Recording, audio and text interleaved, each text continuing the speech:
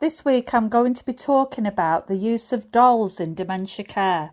The use of lifelike dolls or soft toy animals can bring great benefits to some people with a diagnosis of dementia, particularly those in later stages.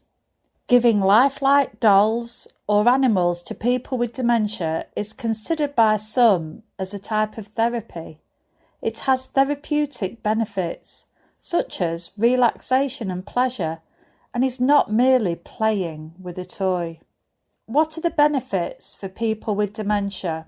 Some people with dementia may find that they get enjoyment from holding or simply being with a doll or a soft toy animal, such as a cat or dog. It might remind them of a time when they had young children or a pet of their own, or simply create pleasant feelings of reminiscence or affection.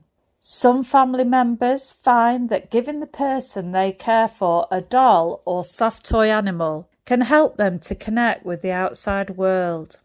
Some people with dementia can enjoy the sensation of holding something soothing, and it can inspire a renewed sense of purpose, which in turn can lead to increased activity levels and liveliness. There is evidence showing that the use of dolls or soft toy animals can be particularly helpful for those who may not be engaging with others, or who are restless, distressed or anxious, improving their well-being and ability to communicate. It's really important to introduce the doll or soft toy animal gradually. You could place it on a chair before the person enters the room. Watch to see how and if they respond. You could offer the person a choice of different dolls or soft animals to pick from. Let the person discover the doll or soft animal in their own time. If they show no interest in it, do not worry too much about drawing their attention to it. You can always try another day. And if the person with dementia is interested in the doll or soft animal, use it as a way to connect with them. You could ask them questions about the doll or soft animal, referring to it as he, she, or they.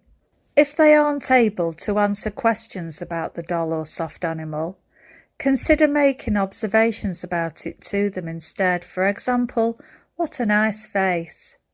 What a lovely dress. Or for an animal, what lovely fur it looks like, and then talk about a name of their pet from the past. Now, some important things to consider.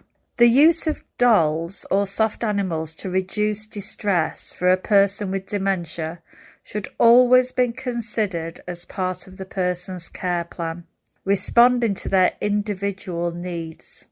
This is equally as important when dolls or soft animals are being introduced into a group setting, such as in a care home.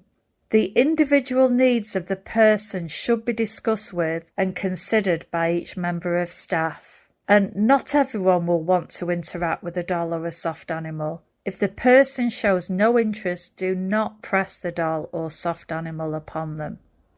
It is important to discuss your plans with other members of the person's family to discover their views. Explaining the benefits and the evidence may help soothe any concerns. Some people with dementia may become very attached to a doll or soft animal.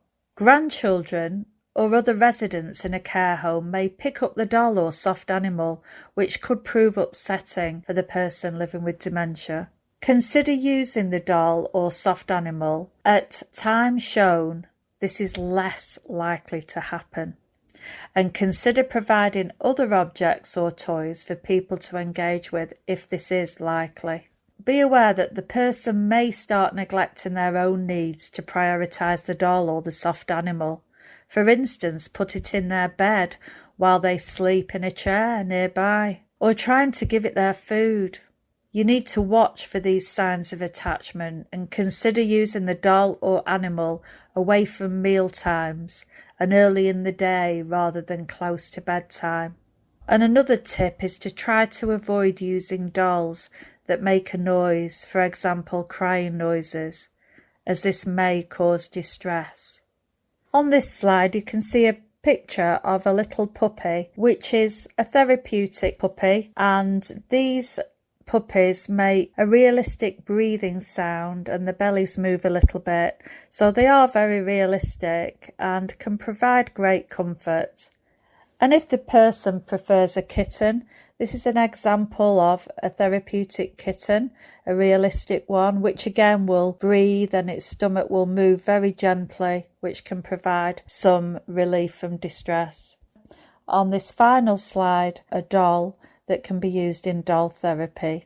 And all of these puppies, kittens and dolls can be found online for purchase or via the Alzheimer's website. And there's another website called Unforgettable, which sells these items.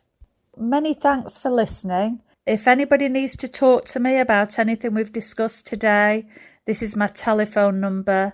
And you might note it's changed. This is a new phone system that we've got here at Trinity. My number is 952 566.